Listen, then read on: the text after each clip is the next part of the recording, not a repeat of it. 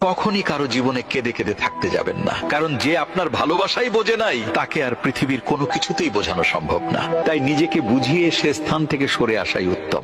শুনুন, যে আপনাকে ভালোবাসে সে কাঁদাবে না, আর যে কাঁদাবে সে আপনাকে ভালোবাসে না।